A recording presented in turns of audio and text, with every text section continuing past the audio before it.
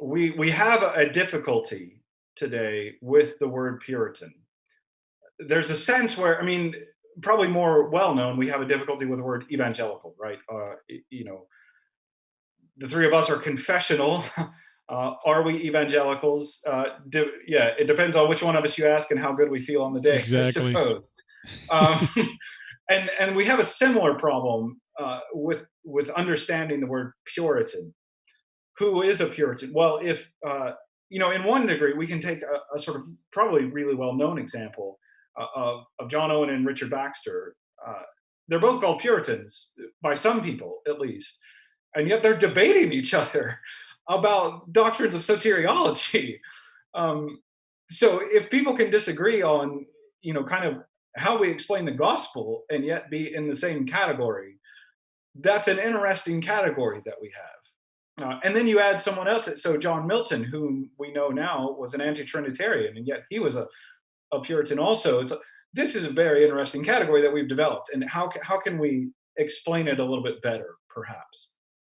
The way that I come at this is I think we need a historical guideline rather than just guesswork. And so, in the same way that we would uh, understand ourselves as reformed in light of the reformed confessions, these statements that the church made, and these are kind of official and historical pinpoints about reformed identity. Well, we need something similar in regard to the word Puritan. And what I've suggested is that this relates to canon law, which, in some ways, probably the best analogy, although it'll be a controversial analogy, and I don't mean to over assert the illustration, but it's similar to a book of church order, right? We have uh, this book that helps us navigate some of the practical decisions that we use in conducting, affairs of ministry, how we do this, how we do that, how many people we need for various activities, and so on and so forth. And canon law answers some. It's not a doctrinal confession in the same way that the confessions are, but it lands on some of these practical issues. So it's going to require the preacher to wear a surplice. It's going to at least make a pointed defense of using the sign of the cross at baptism, something that is perhaps less indifferent than what we wear in the pulpit. Um, Things like that, though, and answering some of those questions. So, it, canon law, if we read it, and if we read some of the first sort of really heated issues in what we call today Puritanism, it's these issues in canon law. I think by and large, it's not going to exhaustively explain that. But so I think that there's a way that we can start to use these historical documents, what the established church decided about various matters and imposed as a category of, okay, the Puritans in England didn't like a lot of canon law, and they thought it overstepped what was indifferent, and they didn't, and at least they didn't like that it made decisions and imposed things about what is indifferent. And so, in that regard, perhaps we may have to revise some people whom we've thought were Puritans. William Perkins, for example, I mean, although in many ways taught uh, many of the people who rightfully, according to this historical understanding, still would be called Puritans, was a conformist. He doesn't seem to reject, established church procedures, canon law, and that kind of thing. Although canon law isn't the exact criteria for him because it was introduced essentially after he died. But he didn't buck against what was handed down from the centralized church authorities. Um, so, in that regard, while Ussher's drawing on Perkins, Ussher, who's a conformist, but Ussher's also drawing on Thomas Cartwright, who was a Cambridge Presbyterian. And yeah, there's a lot of ways that we can just outright understand him as a Puritan, and we don't have to qualify that much. He wanted to purify the church of things that had been introduced and were stated in canon law.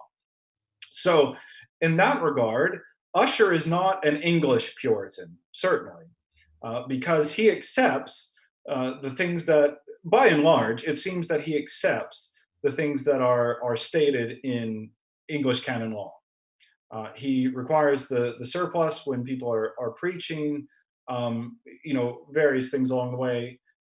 That's probably one of the obvious examples that has a crystal clear debate tied to it about vestments.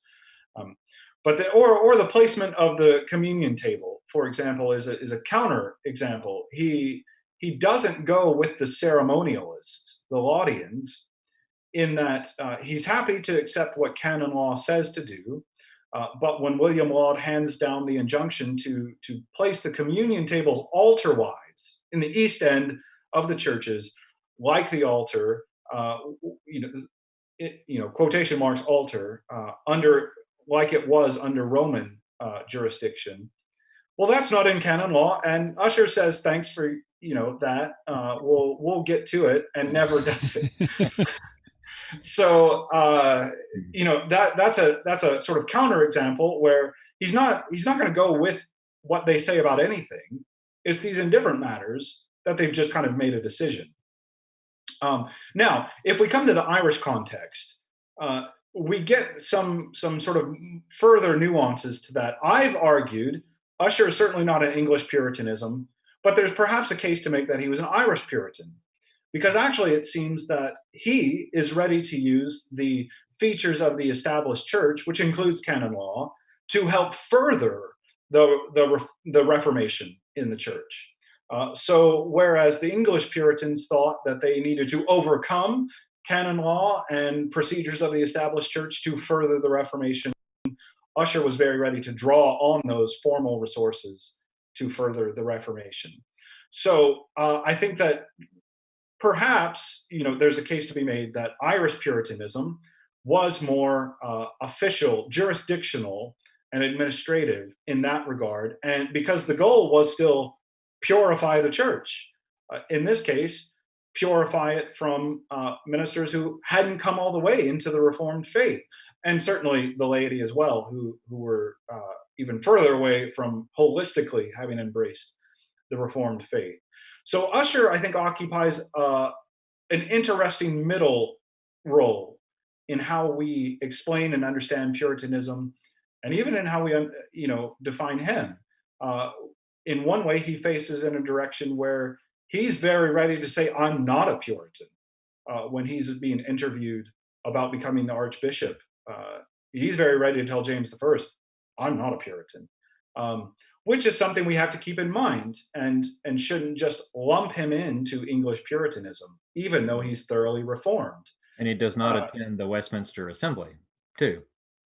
Well, he didn't attend, but he was a member. So he was a non-attending member over royalist politics. Right. As far as I know, he was the only one to be invited twice, actually, which makes him a fascinating character too. So he holds a mixed role in Puritanism, and I think there's nuanced ways we need to understand him in that regard. Right. He was reformed, and we can come down pretty clear on that. He was a reformed conformist, Right. an Anglican, and yet agrees with us fairly thoroughly, as far as I can tell, on what today we would consider the more strictly theological issues. Right. So, theologically speaking, Ussher and the English Puritans are on the same page. Yeah. And when it comes to the Westminster Assembly, literally they were on the same page, his page, his Irish articles.